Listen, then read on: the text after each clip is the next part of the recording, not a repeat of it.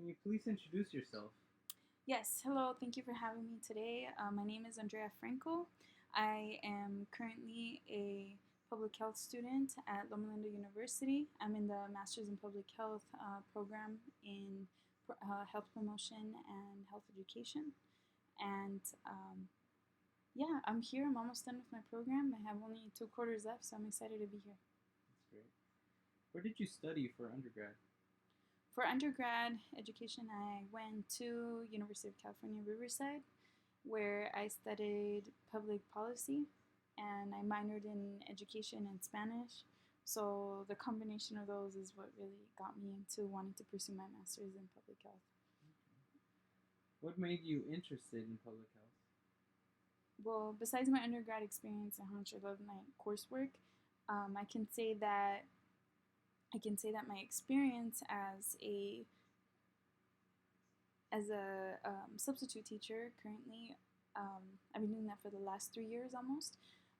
It got me way more interested in being able to deliver information to the kids and also just be a resource person. I like to be that person that people can go to for help, especially when it comes down to improving, their quality of life and managing their illnesses and just being happier.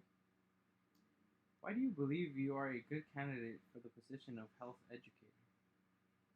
So I think my skills as a substitute teacher is also what helps me stand out as a candidate for this position because I am very adaptable. So um, just so that I guess you have a picture of what my life is like every day. Within the same day, I could have experience as a between kindergarten, elementary, middle, or high school level teacher in the classroom. So I really get a lot of exposure. I really get a lot of exposure to these experiences and just knowing how to adapt from one age to the next, like on the spot. And in addition to that, I've also had experience as a mentor or pretty much a academic advisor inside the counseling department at the same school. So I've been able to really grow my skills as being that resource person, like I said, and just being that go-to person when it comes down to scholarships, applications, qualifying for several resources. Um, it's something that I want to continue doing as a health educator, especially just having those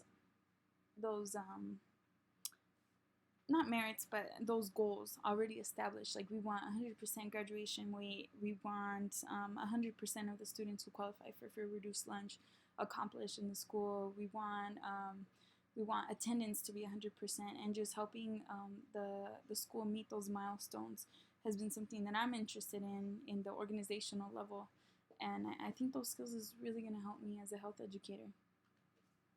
Okay.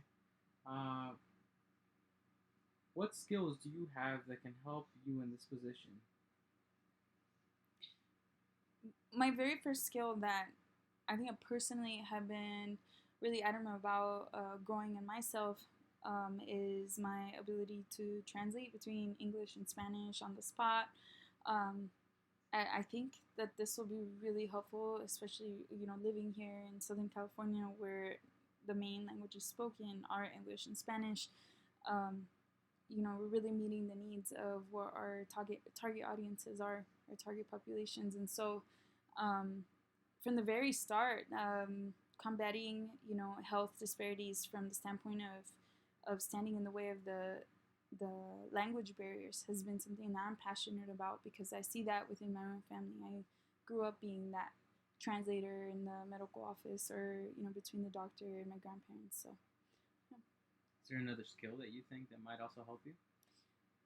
Currently, kind of a skill, but more of a characteristic I have in myself is that I love to learn. I'm really a lifelong learner, and I try to remind myself to keep learning and keep being up to date with everything that's happening. Currently, I'm really enjoying having the foundation set by the preparation for the chess exam. So for the certified health educator exam, and going to be taking that in a few weeks actually. But it's been really good getting that foundation of like the resources, like I've been saying, like where to go for what, and what's most reliable, how to approach different issues, how to approach different populations. I think all of that is just really fascinating, and I'm sure I'm going to continue using that foundation when I get in the position as health educator. How do you prioritize when it comes down to having multiple deadlines? Having multiple deadlines,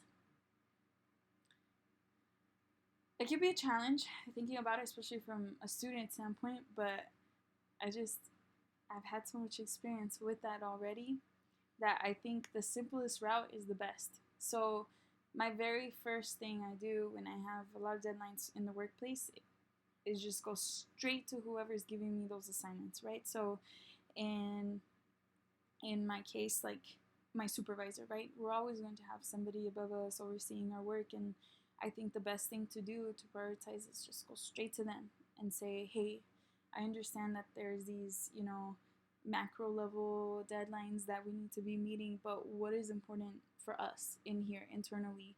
What's important for us to accomplish in order so that collectively we can accomplish those bigger goals? I think that's the very best thing you could do. That way nobody gives you any warnings because I don't like those. Yeah. Any final remarks? Um. No. No. I have the website just to refer back to the position, and I really thank you for your time. Thank you.